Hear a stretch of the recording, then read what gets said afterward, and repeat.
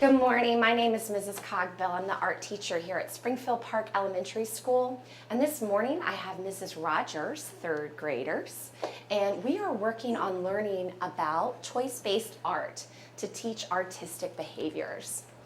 So boys and girls, we've been learning that children learn through play, and it develops your cognitive skills, it improves your physical abilities like your fine motor skills.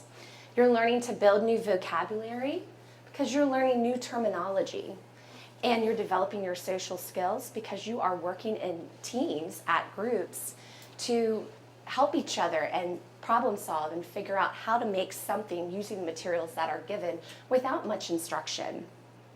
The reason play is so important is because it reduces stress. It's joyful and relaxing, it provides an outlet for anxiety, and it promotes an overall sense of well-being. It also provides hands-on practice. So it's not just a teacher standing up and lecturing to you. It's the lab. It's where you get to go in and do your own hands-on research. So it's the highest form of research, and it's where you learn from experimentation. So you learn by doing, working with your hands, creating something through trial and error. And you can learn lessons from making mistakes. It's okay to make mistakes in art. That's how you learn what doesn't work so that you can figure out what will work. And it's all about your perspective. It's how you look at things. So if you get upset because you made a mistake, think of it as with a growth mindset as, okay, how can I turn this into a beautiful oops? How can I turn this boo-boo into something that works, okay? So creativity is now as important in education as literacy, and that is a quote by Sir Ken Robinson. We just finished Youth Art Month and promoting and advocating for the arts and why it's so important. One of my most important reasons for teaching art is to help you have an I can mentality. Your I can is more important than your IQ. So employers are looking for you to have these skills: a positive attitude, a willingness to work hard and try new things, and a spirit of not giving up. When you go out into the real world, when you're a grown-up and you're looking for a job, they want to know, are you good at problem solving? Are you a creative thinker? So by doing these choice-based art stations, I'm giving you a chance to teach yourself, to learn on your own, to figure out with a group how to work out a problem, okay?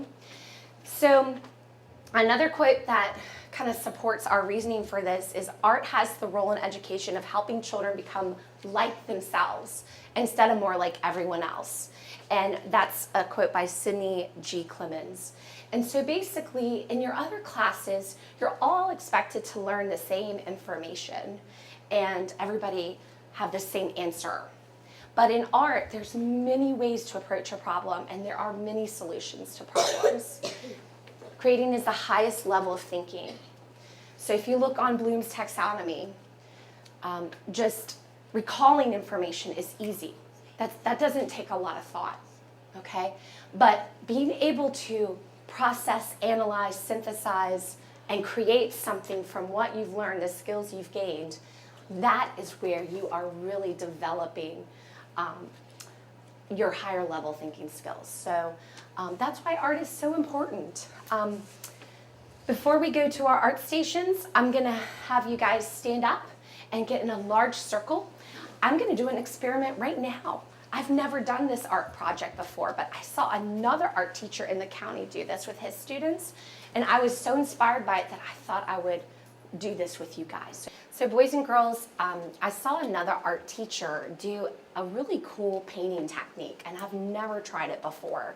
It kind of reminds me of this artist named Jackson Pollock.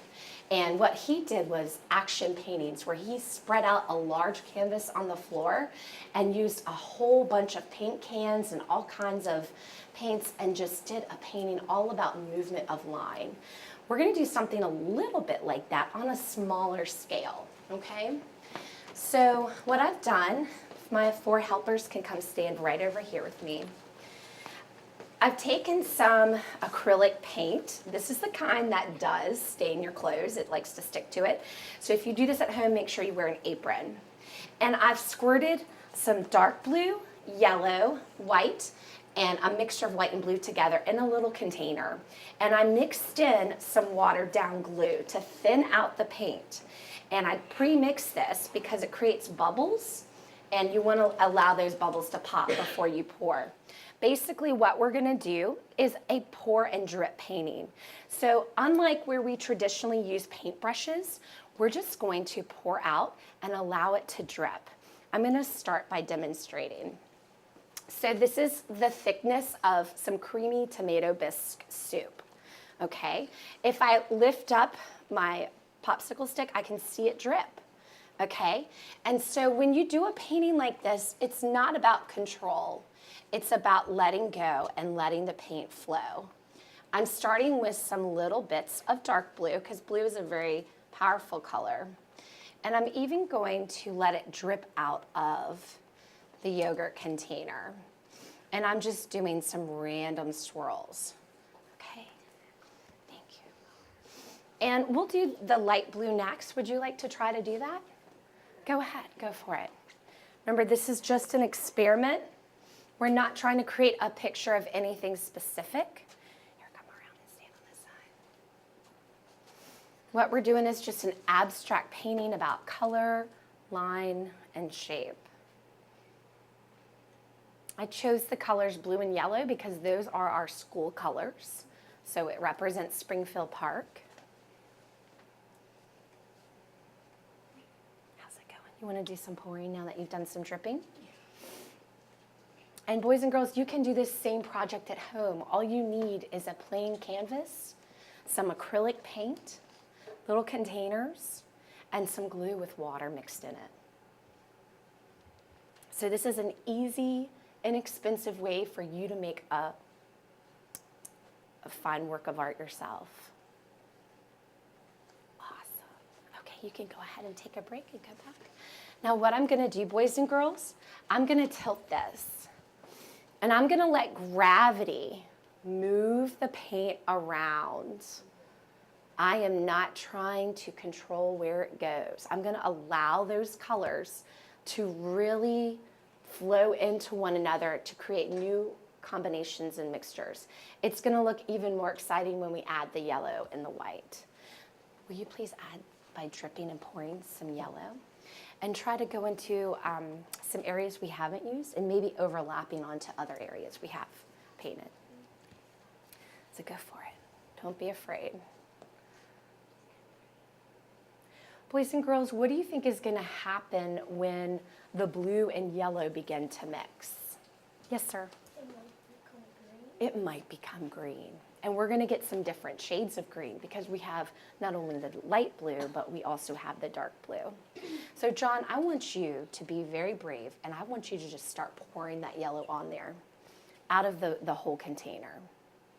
So take the popsicle stick out and then tip the container of paint and go ahead and start dripping and pouring.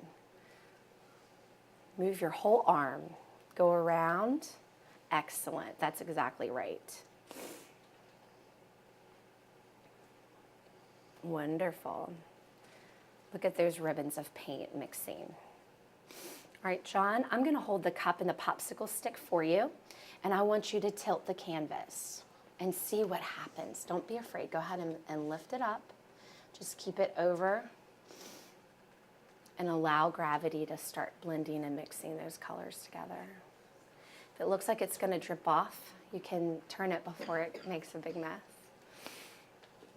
Beautiful. Keep going. Let's turn it this way so our camera can see. Wow. We don't have any green yet, so we're going to focus on that next. All right. So Tally, come on over. I'll give that back to you, buddy. Come around here, ma'am. And I'd like for you to drip and pour some white. Can you see? Take another step back, boys and girls, so you can all see. Tally's adding some drips of white. And while she's doing that, I'm going to take some more of the blue, and we're going to work simultaneously together Would you like to try? We'll let blue and white work together here.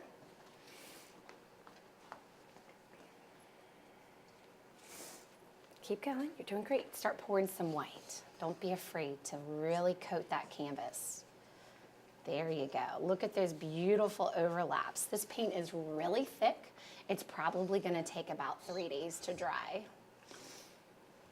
Okay, are you done? You like that? Okay. All right, my other boys, come on over with a little bit. You can go wash your hands, ladies. You can use your blue and your yellow and go ahead and get a little bit more around the edges.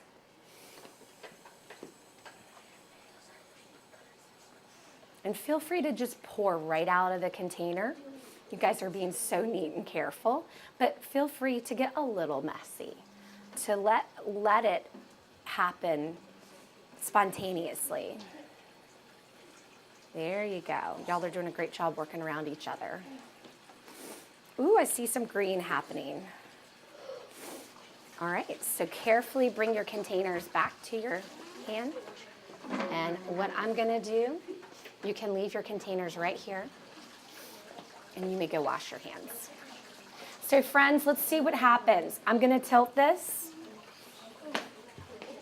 And as it gets close to the edges, I can either let it drip over onto this tablecloth underneath or turn it before it makes any drips.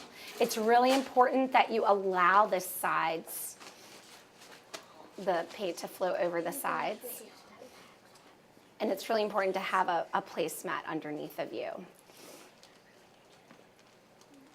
So I don't see green yet. I think if the paint was a little bit thinner, it would mix more quickly. So this is all about experimenting. If I wanted to, I could take these popsicle stick tools and do some more blending, but I kind of like how it's natural. It's almost marbleized, kind of looks like, I don't know, like paper marbling or like a marble. So I think we'll stop right there. And what I'd like for you to do now, if you're wearing a warm color shirt like red, orange, or yellow, you may go tiptoe to a station, and we're going to begin working on our art stations. And then put the canvas on top and then flip it. Yes, that's another way. Sure, absolutely. That's what this clue card shows you. Look, different kinds, different colors.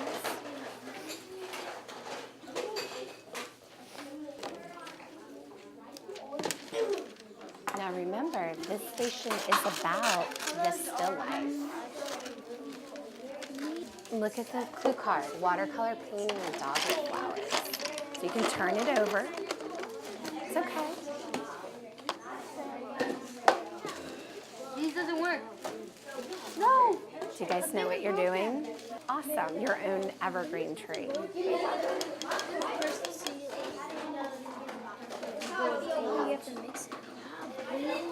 Ladies, do you know what y'all are doing? Oh, I like that. So you can look in this box for pictures of people, handbag, with different shirts. Mm-hmm. I'm getting good grades.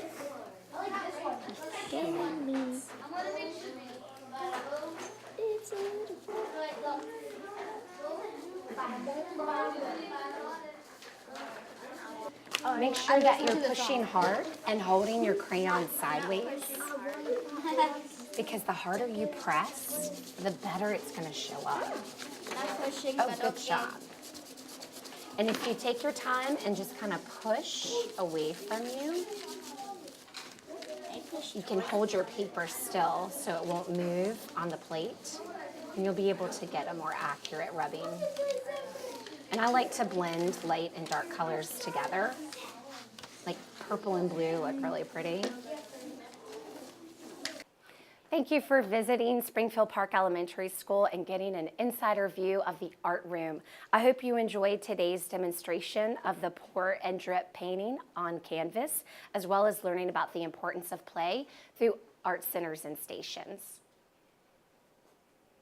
Go